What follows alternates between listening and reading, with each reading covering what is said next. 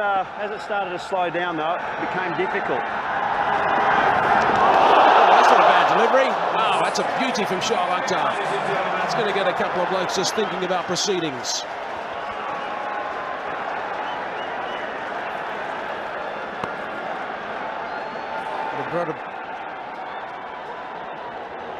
Look at that takeoff. And brought a smile onto Shoaib Akhtar's face. Jack Callis not smiling there. He brought a snaffle that he has. It was the short delivery. It was going down the leg side a little bit. Matthew Hayden is disappointed as he strides away from the centre of City Field.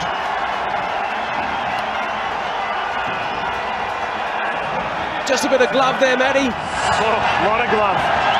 Absolutely smashed it with my glove.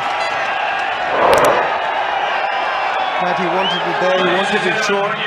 But just a bit late. Gone for 4. 20 for 1 it is. Dilker, and there's a lot of people who've gone the whole life wanting to witness that, never got to see it in the flesh, and here they are. There's a wicket. Shoaib Akhtar. Akhtar has struck. That's a big wicket. They needed to break that partnership. The partnership was going on really nicely.